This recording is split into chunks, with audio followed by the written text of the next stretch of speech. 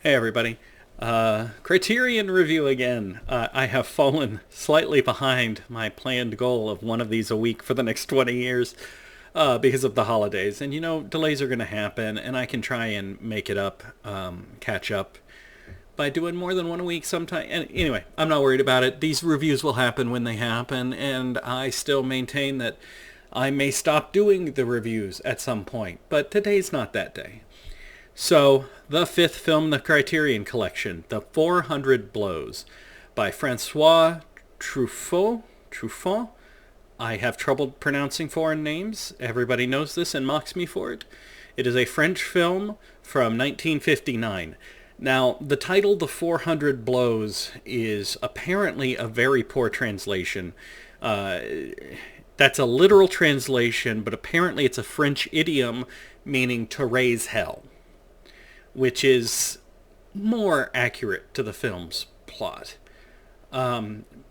Before we talk what the film is about, I want to talk about one of the things that makes it notable. But like I'm doing with a lot of these, I'm not going super in depth, right? I'm trying to talk about these art house films in a way that's approachable for everybody and not go like full film nerd on them. So this film is considered one of the first films of the French New Wave movement of filmmaking. It started in the 60s, and essentially what the New Wave movement is French filmmakers experimenting and breaking established rules of cinema and trying new things and seeing what works.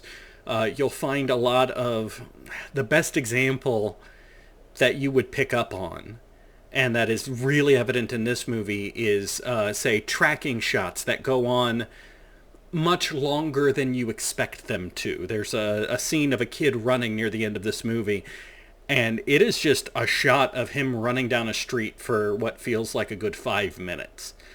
Nothing is happening except he is running, and we just stay with him. Another thing that the New Wave movement tended to do was mock sarcastically some of the absurdity of life. So wacky stuff happens in life, and in French New Wave films, characters just accept it to an extent that you and I probably wouldn't. Then that's the basics of the New Wave movement, is just experimenting, breaking rules. So this language of cinema that I've talked about that we all speak even if we don't know it, parts of it will feel strange or odd or stand out to you because they're speaking that language with different grammar rules than you're expecting. And so let's talk about the film itself real quick. It is a coming-of-age story about a young man, I want to say 14, 15, and he's getting in trouble at school, he's having trouble at home, his parents have their own difficulties and don't really care about him, and they're focused on their difficulties, but they'll smack him around for misbehaving. Not everything's his fault, but he doesn't necessarily help himself as much as he could. He runs away from home. Then he has to run away from home again. Eventually he gets sent to a boarding school. And then the film just ends. Because it is a French film. We've talked about it before. It'll come up most times that I talk about French films, because the first one we did, Grand Illusion, wasn't as egregious as this one, where it's just like, film is done. What about the resolution of the story? Film is done. It is done. You want a resolution of the story? Make it up yourself, because it's just cutting off here. Which is standard of French cinema.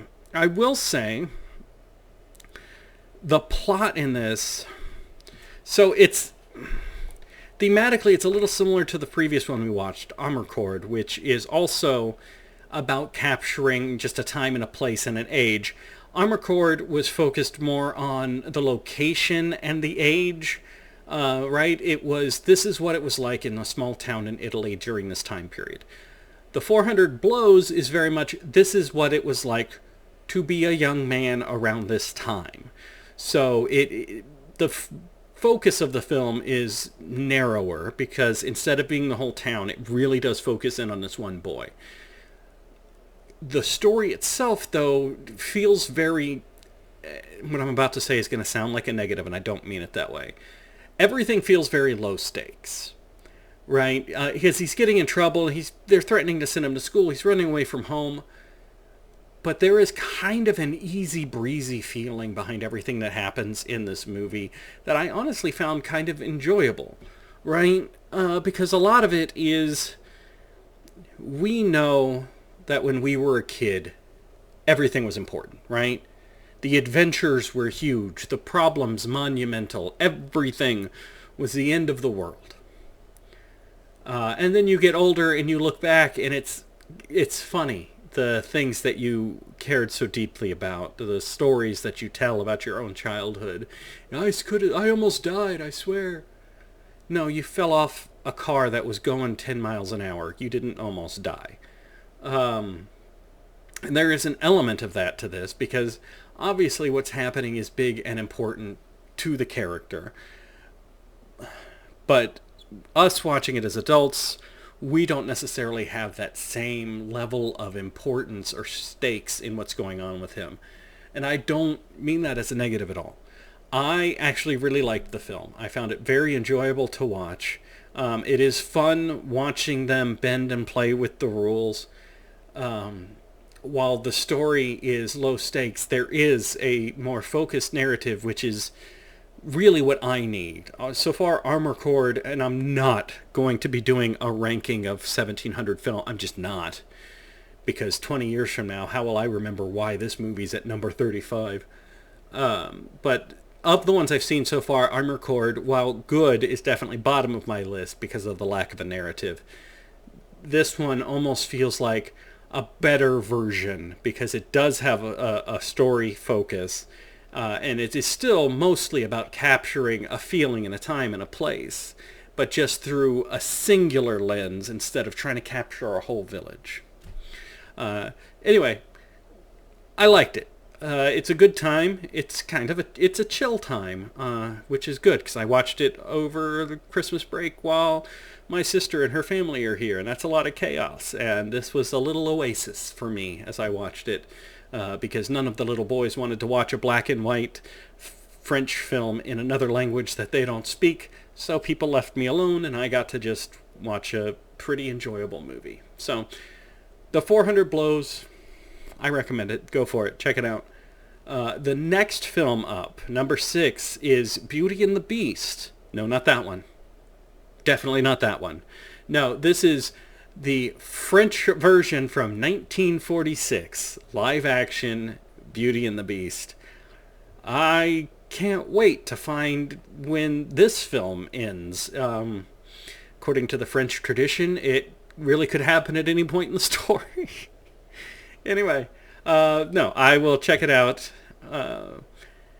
And I'll see you guys soon. As always, thank you for watching. I hope you had a great 2024, and I hope you have a great 2025. I know a lot of us are struggling, but we're struggling together. Nobody is alone, unless they want to be. Anyway, stay.